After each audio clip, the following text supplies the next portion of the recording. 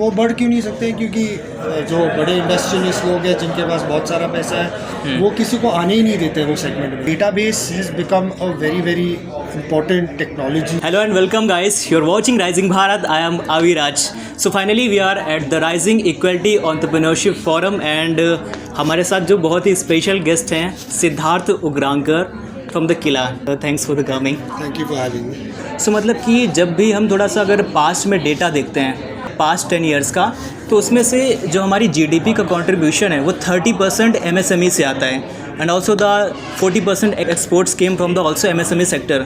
But फिर हम back में ये देखते हैं कि जो एमएसएमईज़ हैं, स्टार्टअप्स हैं, उनको फंडिंग मिलने में प्रॉब्लम हो रही है. ऐसा पहले होता था. एंड ऑल्सो कि जो अभी तक अगर डेटा की बात करूँ तो 40% एमएसएमईज़ हैं जिनको कि बैंक से लोन मिलता था and also the angel investor या वीसीज इन पे इन्वेस्ट करते थे. But in spite of all of this उसमें से बहुत सारे जो स्टार्टअप्स हैं या एमएसएमईज़ हैं वो फेस करते हैं, उनको फंडिंग नहीं मिलती है. एंड ऑल्सो एक डेटा है कि इंडिया में 95% स्टार्टअप्स अपने इन्फेंट स्टेज में ही फेल हो जाते हैं. तो ये नंबर थोड़ा डराने वाला भी है. So I just want to know from the your perspective कि एज ए फाउंडर आपने जब स्टार्ट कर रहे थे तो आपने किला लाइक कि ब्लॉकचेन को ही चुना, क्यों चुना और आपकी जर्नी कैसी रही है? पहले बताऊं कि एंटरप्रेन्योरशिप जब कोई बनाता है, कंपनी कोई बनाता है, तो दो तरह के कंपनीज होते हैं जो हमारे समझ में है. एक होती है एक B2B वाली कंपनी जो बिजनेस टू बिजनेस को सर्विस करती है, और एक होती है जो B2C होती है जो business to consumer. Business to consumer का जो बिजनेस है वो इंडिया में है तो मतलब कंज्यूमर है. 1.4-1.5 बिलियन का पॉपुलेशन है. तो अगर कुछ कंज्यूमर के लिए बनाना है तो वो है बेस्ट सेगमेंट जहाँ पे आप इनोवेट कर सकते हो, कुछ नया बना सकते हो. लेकिन वो अगर मैं B2C का बोलूँ तो B2C का जो सिस्टम है वो कंपटीशन बहुत है वहाँ पे. बहुत कैपिटल इंटेंसिव सेगमेंट है वो. क्योंकि अगर आप देखोगे जो वेंचर कैपिटलिस्ट जो पैसा डालते हैं, जब वो पैसा डालने के लिए जब सोचते हैं तो वो स्केल का सोचते हैं. तो मतलब वो सोचते हैं कि जो कंपनी जो बिज़नेस कर रही है वो स्केल कर पाएगी कि नहीं. तो इसीलिए एमएसएमई की जो सेक्टर में जब आप बोलते हो कि मतलब 30% जीडीपी है लेकिन फंडिंग का प्रॉब्लम है वहाँ पे, वो क्यों है? क्योंकि वो फंडिंग का इशू क्यों होता है? क्योंकि वहाँ पे वो स्केल नहीं कर पाते. अभी आप एक एग्जांपल देखो. रिसेंटली मार्केट में स्विगी का नाम आया था. स्विगी को कुछ $1 बिलियन का वैल्यूएशन आया है. क्यों आया है? क्योंकि उनको जो स्केल करने के लिए जो पैसा चाहिए था वो मिला था. तो जो आपने बोला वो सही बोला कि सबको वो पैसा मिल नहीं सकता है. तो विदाउट कैपिटल वो स्केल नहीं कर सकते. और मेरे हिसाब से जो एमएसएमई का जो नॉन कोलैटरल बेस्ड जो लोन जो सिडबी जो भी वो उनकी मिनिस्ट्री बना CGMC 5 crore is very less. क्योंकि वो कंज्यूमर स्पेस में अगर वो कर पाए तो वो 5 करोड़ तो 1-2 महीने में ऐसे खर्च हो जाएंगे. तो उसके लिए फंडिंग बहुत लगता है. वो चेंज आएगा क्योंकि अगर आप एंटरप्रेन्योर्स के पास जाओगे, उनको सपोर्ट करेंगे तो जो 90% फेलियर है वो 70% हो जाएगा. और वो कम होता जाएगा, फेलियर रेट कम होता जाएगा और सक्सेस रेट बढ़ता जाएगा. क्योंकि कंजम्पशन पैटर्न्स भी चेंज हो रहे हैं इंडिया में. जो आप देखोगे अमेज़ॉन की एग्जांपल देखो. अमेज़ॉन जब आया था तो कलर टीवी तो कोई नहीं खरीदता था. अभी तो कलर टीवी यार 10,000 रुपये में मिलता है. 10,000 रुपये में और 2 दिन में मिलता है घर पे. कोई दुकान पे जाता ही नहीं है तो ऑर्डर करता है, घर पे आता है और उनको भी क्रेडिट मिल रहा है. I think there is a question like कि इंटरनेट की वजह से मतलब जो अवेलेबिलिटी है वो बहुत स्ट्रॉन्ग हो गई है. हाँ, इंटरनेट एक रीज़न है. सेकंड रीज़न है जो कंज्यूमर को क्रेडिट जो मिल रहा है गवर्नमेंट से. बट ऑल्सो कि जो बिजनेस है वो थोड़ा सा कंसोलिडेट हो गया. लाइक कि कुछ ही लोग हैं जो उस बिजनेस को रन कर रहे हैं. हाँ, ये भी मतलब एक काफ़ी मतलब लाइक कि बैड पॉइंट है इसका. हाँ करेक्ट. तो मतलब कुछ ही लोग कर रहे हैं लेकिन वो कम होता जा रहा है. तो आप बैंगलोर जाके देखेंगे तो बहुत इनोवेशन हो रहा है वहाँ पे. लेकिन एक चीज़ है इंडिया में जो मतलब कार्टेलाइजेशन जो बोलते हैं, राइट. तो आप देखोगे तो ये कंपटीशन स्पर करने के लिए गवर्नमेंट को थोड़ा स्टेप इन करना पड़ेगा. जो अगर आप सोचो कि एंटी ट्रस्ट लॉज जो होते हैं वो थोड़ा स्ट्रॉन्ग करना पड़ेगा ताकि ये MSME इनोवेट कर सके और आगे बढ़ सके। क्योंकि वो बढ़ क्यों नहीं सकते, क्योंकि जो बड़े इंडस्ट्रियलिस्ट लोग हैं जिनके पास बहुत सारा पैसा है वो किसी को आने ही नहीं देते वो सेगमेंट में। अगर आप सोचो कि एक गांव में अगर कोई MSME बंदा एक डिलीवरी सिस्टम चालू करता है तो स्विगी 2 मिनट में आके उसको बंद कर सकता है, या अगर वो बहुत अच्छा कर रहा है तो उसको एक्वायर कर सकता है और वो तो बेचेगा ही कोई। हाँ डेफिनेटली, मतलब अगर आज के टाइम पर मैं बहुत सारे ऐसे बिजनेसेस देखता हूँ कि लोगों ने बिजनेसेस बनाए और दे सोल्ड लाइक कि उन्होंने 100 करोड़ 150 करोड़ में उन्होंने बेच दिया उसको। लाइक अगर हम Bella Vita and also villain, मतलब बड़े बड़े ब्रांड्स उन्होंने बेच दिए और also they are very successful brands. So India में ये भी ऐसा मतलब एक कल्चर चल रहा है। But apart from this let's talk about Kila. Kila आपका ब्रेन चाइल्ड है। सो किला क्या करता है एंड ब्लॉकचेन क्या है? सो थोड़ा सा सिंपल भाषा में आप एक्सप्लेन करिए ऑडियंस को। तो बेसिकली आप देखोगे तो बहुत सालों से देयर इज़ वन थिंग जो कॉमन है हमारे इंडिया में, वो है किसी का डेटा स्टोर करना। आप कोई भी बैंक में जाओगे, रूम में आप जाओगे तो आप देखोगे फाइल ही बस रखे हुए हैं। वो फाइल है क्या? वो आपका पूरा डेटा है। तो अभी क्या हुआ कि database has become a very very important technology for humanity. And blockchain एक अलग सा डेटाबेस है बेसिकली।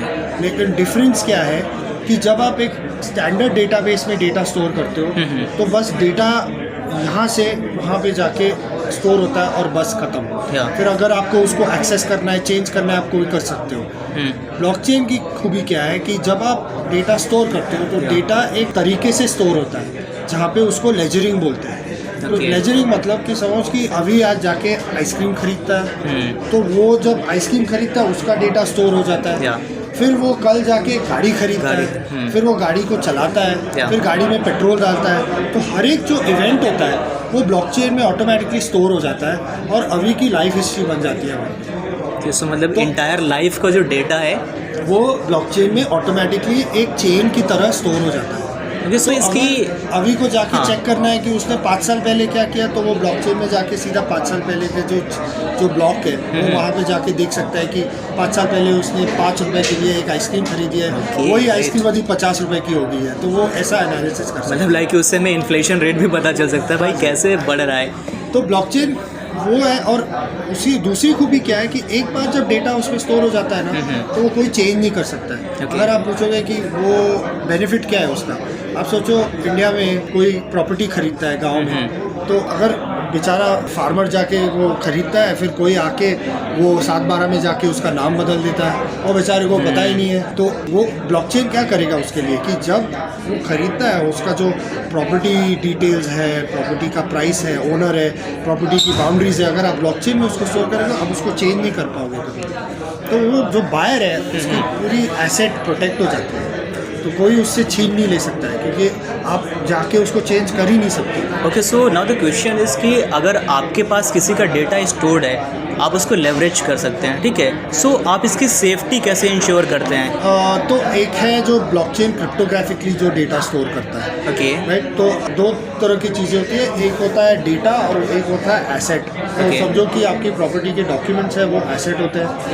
तो जब वो डेटा समझो कि अभी की गाड़ी है, कलर ये है, तो वो जो ब्लॉक होता है वो क्रिप्टोग्राफिकली एनक्रिप्टेड स्टेट में हैश में स्टोर हो जाता है। तो अगर कोई जाके उसको पढ़े उसको पता ही नहीं चलेगा कि उसमें क्या लिखा है। उसको वो की लगती है जो उसको डिक्रिप्ट करने के लिए, और उसके नीचे जो एसेट है वो एसेट कहीं में भी स्टोर हो सकता है, सिर्फ वो ब्लॉक को पता है कि वो एसेट कहाँ पे रखा है। तो वो हिसाब से ब्लॉकचेन सिक्योर करता है। Other than that access, standard access security, password change policy, वो सब हम लोग को डिप्लॉय करना पड़ता है data secure. So Siddharth, I just want to ask you like कि अगर आज के टाइम पर जैसे कोई कॉलेज गोइंग स्टूडेंट है या मतलब कोई भी एंटरप्रेन्योर है, यंग एंटरप्रेन्योर है, अगर वो ब्लॉकचेन में जाना चाहता है तो उसके लिए लाइक क्या वे है, मतलब इंडिया में कि अभी कौन कौन से स्टार्टअप्स हैं, कौन कौन सी कंपनीज़ हैं जो कि बहुत ग्रेट कर रही हैं, और उनको उससे आपके थ्रू उनको कैसे हेल्प मिल सकता है, क्या वे है? अगर किसी को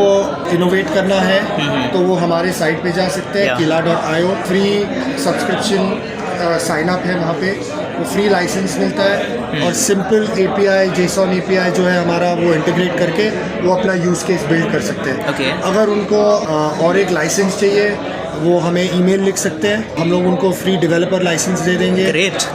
इनोवेट करने के लिए 3-4 मंथ जितना ही चाहिए उनको, हम उनको फ्री एक्सेस दे देंगे। ग्रेट। अभी थोड़ा सा हम इवेंट के बारे में बात करते हैं, the rising equality entrepreneurship forum. So आपका एक्सपीरियंस कैसा रहा? ये राइजिंग इक्वालिटी कॉन्फ्रेंस बहुत ही अमेजिंग है। उसका जो कॉन्सेप्ट है to support the entrepreneur women is very unique, और being a man to support a cause like that is amazing. जो टॉपिक भी जो राइजिंग जो कवर कर रही है वो बहुत ही यूनिक है। It is great for me also to understand the entrepreneurship thought process in India, what companies like Rising TV are thinking, and to align my thinking as per Rising also to support them and to help them. बहुत ही special था, women empowerment के लिए कर रहे हैं, वो बहुत ही अच्छा है। मुझे बहुत ही इन्वॉल्व होना है उसमें। लाइफ में हम जितना भी सेल्फ के लिए करते हैं उतना हम विमेन एंटरप्रेन्योरशिप के लिए अगर कर सकते हैं तो बहुत ही अच्छा है। नाउ द क्वेश्चन इज कि लाइक अभी इंडिया में ब्लॉकचेन का मार्केट कैप क्या है, if you have any idea? No idea. Market cap अभी डिसाइड नहीं हुआ है ब्लॉकचेन का, क्योंकि यूज केसेस आ रहे हैं लेकिन पैसा कैसा बनाना है अभी तक किसी ने फिगर आउट नहीं किया। हम भी जो हमारी जो सर्विस बेचते हैं वो ट्रांजैक्शन मॉडल पे बेचते हैं। Okay. तो लेकिन अपॉर्चुनिटी है, ग्लोबल अपॉर्चुनिटी में अप्रॉक्सीमेटली $28 बिलियन का अभी करंट पोजीशन है, और 2030 में वो बोल रहे हैं कि वो $200 बिलियन तक बढ़ सकता है 6 साल में। ओके, सो लाइक कि मतलब कोई यंग एंटरप्रेन्योर है, सो वो इसको लाइक कि इसका जो रेवेन्यू मॉडल है वो कैसे डिज़ाइन कर सकता है कि लाइक अगर बॉस आपको धंधा बनाना है तो पैसा होना चाहिए, अदरवाइज आप सर्वाइव नहीं कर पाओगे। सो इसको मतलब इसका रेवेन्यू मॉडल लाइक क्या क्या वो मॉडल्स हैं जिससे वो रेवेन्यू जनरेट कर सकते हैं? तो दो तरह के मॉडल्स हैं। एक है ट्रांजैक्शन बेस्ड मॉडल। हर बार आप जब ब्लॉकचेन नेटवर्क पे ट्रांजैक्शन लिखोगे उसका आपको पैसा कलेक्ट करना है। तो समझो कि आप एक रिपोर्ट लिखोगे, एक मैसेज भेजोगे, अगर वो ब्लॉकचेन में जा रहा है तो वो एक ट्रांजैक्शन है, उसमें आप बिलिंग कर सकते हो। Okay. दूसरी चीज़ है, बिग प्रोजेक्ट को सपोर्ट करने के लिए ब्लॉकचेन इंफ्रास्ट्रक्चर बिल्ड करना पड़ता है, तो वो इंफ्रास्ट्रक्चर पे आप बिलिंग कर सकते हो। जैसे कि AWS करता है कि आप अगर एक AWS का इंस्टेंस लेते हो तो AWS के आपको घंटे का चार्ज करता है वो इंस्टेंस के लिए। आप सिमिलर मॉडल ब्लॉकचेन इंफ्रास्ट्रक्चर पे भी चार्ज कर सकते हो। ओके, सो किला अभी लाइक फंडेड है या बूटस्ट्रैप्ड है? फंडेड है। Okay. और बूटस्ट्रैप भी है। हमने अभी इंस्टीट्यूशनल फंड्स लिए नहीं है, सेल्फ फंडेड है हम। थैंकफुली वी कैपिटल एक्सेस है अभी के लिए, लेकिन अगर आगे का देखा जाए तो हम सिर्फ धंधे से, क्लाइंट से पैसा कैसे मिल सकता है वो जारी है हमारी, कि बिज़नेस कहाँ से आएगा। तो फंडिंग तो ठीक है यार, फंडिंग तो है, लोगों के पास पैसा है, उनको जाके कन्विंस करना है, लेकिन अभी हमारा फोकस रेवेन्यू जनरेशन का है। तो अगर हमें पैसा लेके आना है कंपनी में तो हम बिजनेस के थ्रू लेके आएंगे। Great concept. और इसी पर नेक्स्ट क्वेश्चन मेरा ये है कि लाइक अभी कुछ देर पहले आई थिंक मैंने स्टार्टिंग में वीडियो की बोला था कि जो MSME या स्टार्टअप को सेक्टर को है उसको लाइक लोन या इन्वेस्टमेंट मिलने में थोड़ा सा मुश्किल होती थी, पहले ज़्यादा होती थी, अब थोड़ा सा कम है, लाइक कि वो इवॉल्व हो रहा है। बट मेरा कंसर्न ये भी कि जो आर्ट ऑफ बूट स्ट्रैपिंग है, लाइक कि जब हम पास्ट में देखते हैं कि जो बहुत बड़े बड़े स्टार्टअप्स हैं उन्होंने बूट स्ट्रैप मतलब खुद के पैसे पे इतना आज को बड़ा उन्होंने स्टार्टअप बनाया है जो कि आज $1 बिलियन का उनका वैल्यूएशन है। सो क्या लगता है कि लाइक अगर आज के टाइम पर ये इन्वेस्टमेंट एक फैशन है, ट्रेंड है, या मतलब कि कुछ जेन्युइन लोगों को उसकी नीड भी होती है, बट क्या इन्वेस्टर के आ जाने से आपके स्टार्टअप या बिजनेस पे इम्पैक्ट पड़ता है? क्योंकि आप किसी का बहुत पैसा ले रहे हो, सो आपके आइडियाज़ पर इंटरफेयर होगा, आपके डिसीजंस पर क्वेश्चंस उठेंगे। सो लाइक उसको आप फंडिंग कल्चर को कैसे देखते हैं? तो एक क्वेश्चन भी पूछा था सुबह किसी ने कि बूटस्ट्रैप करना है या किसी इन्वेस्टर से पैसा लेना है। मेरे हिसाब से अगर आप सोलो फाउंडर हो तो बाहर जाके एक जुगाड़ी फाउंडर को लेके आओ। ग्रेट। को फाउंडर जो पैसा को समझता है और अगर पैसा का नीड है तो वो बाहर जाके कन्विंस करके पैसा लेके आ सकता है।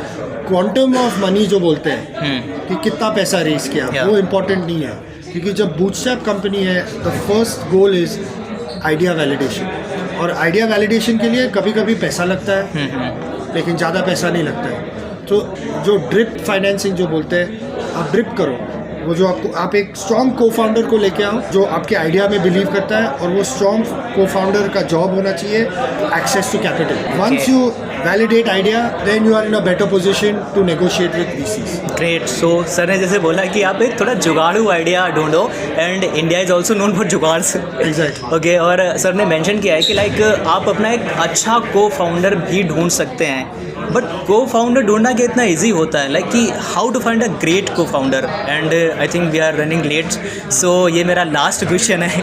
को फाउंडर मैं तो दोस्त में लोग दिखता हूँ, तो मैं एक फ्रेंड को ढूंढता हूँ जो सक्सेसफुल है. ग्रेट. और फिर मैं फ्रेंड को जाके को खाना खिलाता हूँ, फिर उसको बाहर लेके जाता हूँ, वाइन और डाइन करता हूँ, और फिर मेरी आइडिया उसको बेचता हूँ. टच वुड, जो मेरा को फाउंडर है, मेरी रिलेशनशिप बहुत है अच्छी है उनके साथ. ओके. और फाइनेंशियल प्लानिंग का जो जॉब होता है वो पूरा ले लेता है. वो CFO है और फाइनेंशियल कंट्रोलर है. तो एक्सेस टू कैपिटल की रिस्पॉन्सिबिलिटी है. जो रोल्स होते हैं, एक्सेस टू कैपिटल उनकी है और टेक्नोलॉजी इनोवेशन मेरी है. Okay, so thank you so much Siddharth, and I think guys we have a very great conversation with Siddharth. और फिलहाल तो इसको रैप करना पड़ेगा, और आपके जो भी कमेंट्स हैं और आप जो भी सोच रहे हैं या आपके जो भी सवाल हैं आप कमेंट सेक्शन में लिख करके ज़रूर बता सकते हैं. And thank you guys, thank you Siddharth. Okay, thanks. Thank you for having.